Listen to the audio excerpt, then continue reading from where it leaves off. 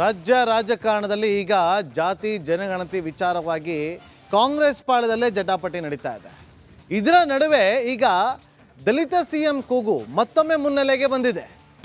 ಪರಮೇಶ್ವರ್ ಅವರು ಹಾಗೆ ಸತೀಶ್ ರಾಜ್ಯದಲ್ಲಿ ಮತ್ತೆ ಮುನ್ನೆಲೆಗೆ ಬಂದಂಥ ದಲಿತ ಸಿಎಂ ಕೂಗು ವಿಚಾರ ಪರೋಕ್ಷವಾಗಿ ದಲಿತರನ್ನ ಸಿಎಂ ಮಾಡುವಂತೆ ಒತ್ತಾಯ ಕೇಳಿ ಬಂದಿದೆ. ಅದು ದೇವನಹಳ್ಳಿಯಲ್ಲಿ ಸಚಿವ KH ಮುನಿಯಪ್ಪ ಅವರು ಒತ್ತಾಯಿಸಿದ್ದಾರೆ. ಖರ್ಗೆ ಅವರು ಹಾಗೆ ಪರಮೇಶ್ವರ್ಗೆ ಸಿಎಂ ಆಗುವ ಅವಕಾಶ ಇತ್ತು, ನಾನು ಹಲವು ಬಾರಿ ಹೈಕಮಾಂಡ್ಗೆ ತಿಳಿಸಿದ್ದೆ ಅಂತ ಹೇಳಿದ್ದಾರೆ ಮುನಿಯಪ್ಪ ಅವರು. ಹೈಕಮಾಂಡ್ ದಲಿತರಿಗೆ ಅವಕಾಶ ಕೊಡುತ್ತೆ, ಆದರೆ ಸಮಯ ಈಗ ಬಂದಿಲ್ಲ ಅಂತ ಕೂಡ ಹೇಳಿದ್ದಾರೆ. ಅಂದರೆ ಮುಂದೊಂದು ದಿನ ರಾಜ್ಯದಲ್ಲಿ ದಲಿತ ನಾಯಕರು ಸಿಎಂ ಆಗ್ತಾರೆ ಅಂತೇಳಿ KH ಮುನಿಯಪ್ಪ ಅವರು ಹೇಳಿದ್ದಾರೆ. ಕೇಳಿ.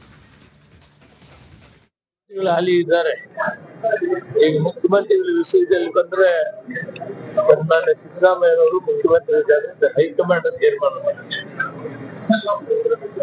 ಯಾವತ್ತೂ ಕೂಡ ಎಲ್ಲಾ ಸಮಾಜಗಳಿಗೂ ಸಾಮಾಜಿಕ ಸಮಾನತೆಯನ್ನು ಕೊಡೋದು ಕಾಂಗ್ರೆಸ್ ಪಕ್ಷದ ಪದ್ಧತಿ. ಜೊತೆಗೆ ಇವತ್ತು ನಾನೇ ಹೇಳಿದ್ದೀನಿ, ಧರ್ಮಸಿಂಗ್ ಅವರು ಮುಖ್ಯಮಂತ್ರಿ ಆಗಿದ್ದಾದ್ಮೇಲೆ ಬಹಳಷ್ಟು ಹಿರಿಯಿದ್ದಾರೆ ಮಲ್ಲಿಕಾರ್ಜುನ್ ಖರ್ಗೆ ಅವರನ್ನ ನೀವು ಮುಖ್ಯಮಂತ್ರಿ ಮಾಡಬೇಕು ಅನ್ನೋ ಮಾತನ್ನ ನಾನೇ ಹೇಳಿದ್ದೀನಿ. ತದನಂತರ ಸಿದ್ದರಾಮಯ್ಯನವರು ಮೊದಲು ಮುಖ್ಯಮಂತ್ರಿ ಆದಾಗ ನಮ್ಮ ಪರಮೇಶ್ವರ್ ಅವರ ಅಧ್ಯಕ್ಷರಿದ್ದರು. ಅಕಸ್ಮಾತ್ ಅವರು ಸೋತರು ಕೂಡ ಅವ್ರನ್ನ ಉಪಮುಖ್ಯಮಂತ್ರಿ ಮಾಡ್ಬೇಕಂತ ನಾನೇ ಒತ್ತಾಯ ಮಾಡಿದ್ದೆ. ದಲಿತರಲ್ಲಿ ಯಾರಿಗಾದ್ರೂ ಕೊಡ್ಬೇಕನ್ನೋದಿದೆ, ಅದರ ಸಮಯ ಇನ್ನು ಬಂದಿಲ್ಲ ಅಂತ ಕಾಣ್ತದೆ.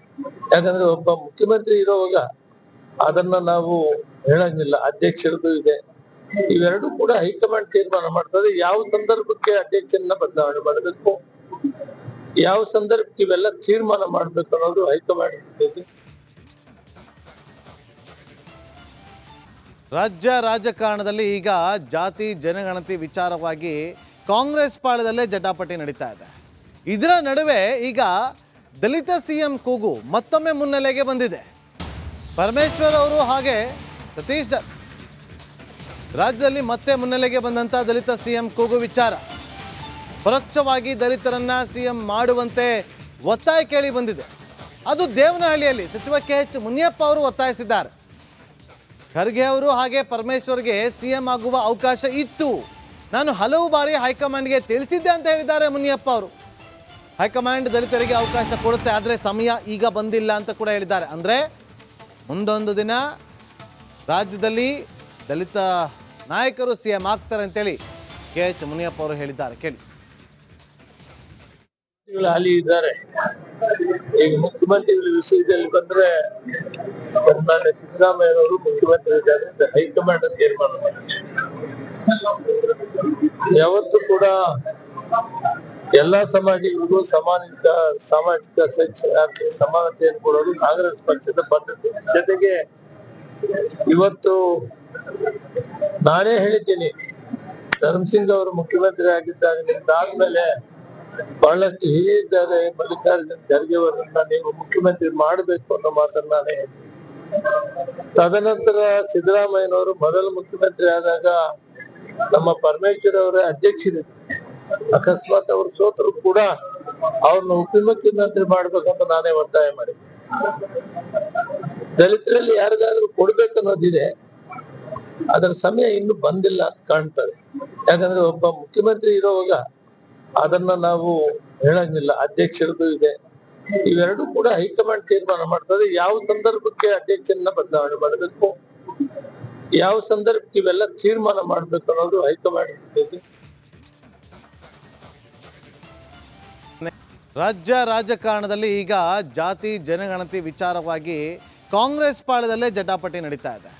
ಇದರ ನಡುವೆ ಈಗ ದಲಿತ ಸಿಎಂ ಕೂಗು ಮತ್ತೊಮ್ಮೆ ಮುನ್ನೆಲೆಗೆ ಬಂದಿದೆ. ಪರಮೇಶ್ವರ್ ಅವರು ಹಾಗೆ ಸತೀಶ್ ರಾಜ್ಯದಲ್ಲಿ ಮತ್ತೆ ಮುನ್ನೆಲೆಗೆ ಬಂದಂಥ ದಲಿತ ಸಿಎಂ ಕೂಗು ವಿಚಾರ ಪರೋಕ್ಷವಾಗಿ ದಲಿತರನ್ನ ಸಿಎಂ ಮಾಡುವಂತೆ ಒತ್ತಾಯ ಕೇಳಿ ಬಂದಿದೆ. ಅದು ದೇವನಹಳ್ಳಿಯಲ್ಲಿ ಸಚಿವ KH ಮುನಿಯಪ್ಪ ಅವರು ಒತ್ತಾಯಿಸಿದ್ದಾರೆ. ಖರ್ಗೆ ಅವರು ಹಾಗೆ ಪರಮೇಶ್ವರ್ಗೆ ಸಿಎಂ ಆಗುವ ಅವಕಾಶ ಇತ್ತು, ನಾನು ಹಲವು ಬಾರಿ ಹೈಕಮಾಂಡ್ಗೆ ತಿಳಿಸಿದ್ದೆ ಅಂತ ಹೇಳಿದ್ದಾರೆ ಮುನಿಯಪ್ಪ ಅವರು. ಹೈಕಮಾಂಡ್ ದಲಿತರಿಗೆ ಅವಕಾಶ ಕೊಡುತ್ತೆ, ಆದರೆ ಸಮಯ ಈಗ ಬಂದಿಲ್ಲ ಅಂತ ಕೂಡ ಹೇಳಿದ್ದಾರೆ. ಅಂದರೆ ಮುಂದೊಂದು ದಿನ ರಾಜ್ಯದಲ್ಲಿ ದಲಿತ ನಾಯಕರು ಸಿಎಂ ಆಗ್ತಾರೆ ಅಂತೇಳಿ KH ಮುನಿಯಪ್ಪ ಅವರು ಹೇಳಿದ್ದಾರೆ. ಕೇಳಿ. ಅಲ್ಲಿ ಇದ್ದಾರೆ. ಈಗ ಮುಖ್ಯಮಂತ್ರಿಗಳ ವಿಷಯದಲ್ಲಿ ಬಂದ್ರೆ ಸನ್ಮಾನ್ಯ ಸಿದ್ದರಾಮಯ್ಯನವರು ಮುಖ್ಯಮಂತ್ರಿ ಇದ್ದಾರೆ ಅಂತ ಹೈಕಮಾಂಡ್ ತೀರ್ಮಾನ ಮಾಡಿದೆ.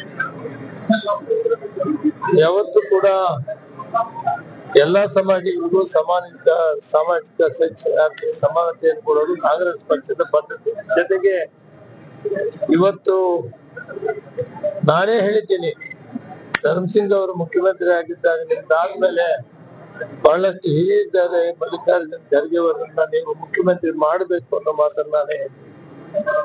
ತದನಂತರ ಸಿದ್ದರಾಮಯ್ಯನವರು ಮೊದಲು ಮುಖ್ಯಮಂತ್ರಿ ಆದಾಗ ನಮ್ಮ ಪರಮೇಶ್ವರ್ ಅವರ ಅಧ್ಯಕ್ಷರಿದ್ದರು. ಅಕಸ್ಮಾತ್ ಅವರು ಸೋತರು ಕೂಡ ಅವ್ರನ್ನ ಉಪಮುಖ್ಯಮಂತ್ರಿ ಮಾಡ್ಬೇಕಂತ ನಾನೇ ಒತ್ತಾಯ ಮಾಡಿದ್ದೆ. ದಲಿತರಲ್ಲಿ ಯಾರಿಗಾದ್ರೂ ಕೊಡ್ಬೇಕನ್ನೋದಿದೆ, ಅದರ ಸಮಯ ಇನ್ನು ಬಂದಿಲ್ಲ ಅಂತ ಕಾಣ್ತದೆ. ಯಾಕಂದ್ರೆ ಒಬ್ಬ ಮುಖ್ಯಮಂತ್ರಿ ಇರೋವಾಗ ಅದನ್ನ ನಾವು ಹೇಳಂಗಿಲ್ಲ, ಅಧ್ಯಕ್ಷರದ್ದು ಇದೆ. ಇವೆರಡು ಕೂಡ ಹೈಕಮಾಂಡ್ ತೀರ್ಮಾನ ಮಾಡ್ತದೆ. ಯಾವ ಸಂದರ್ಭಕ್ಕೆ ಅಧ್ಯಕ್ಷರನ್ನ ಬದಲಾವಣೆ ಮಾಡಬೇಕು, ಯಾವ ಸಂದರ್ಭಕ್ಕೆ ಇವೆಲ್ಲ ತೀರ್ಮಾನ ಮಾಡ್ಬೇಕು ಅನ್ನೋದು ಹೈಕಮಾಂಡ್ ಇರ್ತದೆ. ರಾಜ್ಯ ರಾಜಕಾರಣದಲ್ಲಿ ಈಗ ಜಾತಿ ಜನಗಣತಿ ವಿಚಾರವಾಗಿ ಕಾಂಗ್ರೆಸ್ ಪಾಳದಲ್ಲೇ ಜಟಾಪಟಿ ನಡೀತಾ ಇದೆ. ಇದರ ನಡುವೆ ಈಗ ದಲಿತ ಸಿಎಂ ಕೂಗು ಮತ್ತೊಮ್ಮೆ ಮುನ್ನೆಲೆಗೆ ಬಂದಿದೆ. ಪರಮೇಶ್ವರ್ ಅವರು ಹಾಗೆ ಸತೀಶ್ ರಾಜ್ಯದಲ್ಲಿ ಮತ್ತೆ ಮುನ್ನೆಲೆಗೆ ಬಂದಂಥ ದಲಿತ ಸಿಎಂ ಕೂಗು ವಿಚಾರ ಪರೋಕ್ಷವಾಗಿ ದಲಿತರನ್ನ ಸಿಎಂ ಮಾಡುವಂತೆ ಒತ್ತಾಯ ಕೇಳಿ ಬಂದಿದೆ. ಅದು ದೇವನಹಳ್ಳಿಯಲ್ಲಿ ಸಚಿವ KH ಮುನಿಯಪ್ಪ ಅವರು ಒತ್ತಾಯಿಸಿದ್ದಾರೆ. ಖರ್ಗೆ ಅವರು ಹಾಗೆ ಪರಮೇಶ್ವರ್ಗೆ ಸಿಎಂ ಆಗುವ ಅವಕಾಶ ಇತ್ತು, ನಾನು ಹಲವು ಬಾರಿ ಹೈಕಮಾಂಡ್ಗೆ ತಿಳಿಸಿದ್ದೆ ಅಂತ ಹೇಳಿದ್ದಾರೆ ಮುನಿಯಪ್ಪ ಅವರು. ಹೈಕಮಾಂಡ್ ದಲಿತರಿಗೆ ಅವಕಾಶ ಕೊಡುತ್ತೆ, ಆದರೆ ಸಮಯ ಈಗ ಬಂದಿಲ್ಲ ಅಂತ ಕೂಡ ಹೇಳಿದ್ದಾರೆ. ಅಂದರೆ ಮುಂದೊಂದು ದಿನ ರಾಜ್ಯದಲ್ಲಿ ದಲಿತ ನಾಯಕರು ಸಿಎಂ ಆಗ್ತಾರೆ ಅಂತೇಳಿ KH ಮುನಿಯಪ್ಪ ಅವರು ಹೇಳಿದ್ದಾರೆ. ಕೇಳಿ. ಅಲ್ಲಿ ಇದ್ದಾರೆ.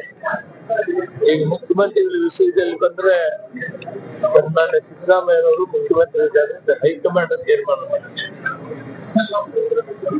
ಯಾವತ್ತೂ ಕೂಡ ಎಲ್ಲಾ ಸಮಾಜಗಳಿಗೂ ಸಾಮಾಜಿಕ ಆರ್ಥಿಕ ಸಮಾನತೆಯನ್ನು ಕೊಡೋದು ಕಾಂಗ್ರೆಸ್ ಪಕ್ಷದ ಪದ್ಧತಿ. ಜೊತೆಗೆ ಇವತ್ತು ನಾನೇ ಹೇಳಿದ್ದೀನಿ, ಧರ್ಮಸಿಂಗ್ ಅವರು ಮುಖ್ಯಮಂತ್ರಿ ಆಗಿದ್ದಾದ್ಮೇಲೆ ಬಹಳಷ್ಟು ಹಿರಿಯಿದ್ದಾರೆ ಮಲ್ಲಿಕಾರ್ಜುನ್ ಖರ್ಗೆ ಅವರನ್ನ ನೀವು ಮುಖ್ಯಮಂತ್ರಿ ಮಾಡಬೇಕು ಅನ್ನೋ ಮಾತನ್ನ ನಾನೇ ಹೇಳಿದ್ದೀನಿ. ತದನಂತರ ಸಿದ್ದರಾಮಯ್ಯನವರು ಮೊದಲು ಮುಖ್ಯಮಂತ್ರಿ ಆದಾಗ ನಮ್ಮ ಪರಮೇಶ್ವರ್ ಅವರ ಅಧ್ಯಕ್ಷರಿದ್ದರು. ಅಕಸ್ಮಾತ್ ಅವರು ಸೋತರು ಕೂಡ ಅವ್ರನ್ನ ಉಪಮುಖ್ಯಮಂತ್ರಿ ಮಾಡ್ಬೇಕಂತ ನಾನೇ ಒತ್ತಾಯ ಮಾಡಿದ್ದೆ. ದಲಿತರಲ್ಲಿ ಯಾರಿಗಾದ್ರೂ ಕೊಡ್ಬೇಕನ್ನೋದಿದೆ, ಅದರ ಸಮಯ ಇನ್ನು ಬಂದಿಲ್ಲ ಅಂತ ಕಾಣ್ತದೆ. ಯಾಕಂದ್ರೆ ಒಬ್ಬ ಮುಖ್ಯಮಂತ್ರಿ ಇರೋವಾಗ ಅದನ್ನ ನಾವು ಹೇಳಂಗಿಲ್ಲ, ಅಧ್ಯಕ್ಷರದ್ದು ಇದೆ. ಇವೆರಡು ಕೂಡ ಹೈಕಮಾಂಡ್ ತೀರ್ಮಾನ ಮಾಡ್ತದೆ. ಯಾವ ಸಂದರ್ಭಕ್ಕೆ ಅಧ್ಯಕ್ಷರನ್ನ ಬದಲಾವಣೆ ಮಾಡಬೇಕು, ಯಾವ ಸಂದರ್ಭಕ್ಕೆ ಇವೆಲ್ಲ ತೀರ್ಮಾನ ಮಾಡ್ಬೇಕು ಅನ್ನೋದು ಹೈಕಮಾಂಡ್ ಇರ್ತದೆ.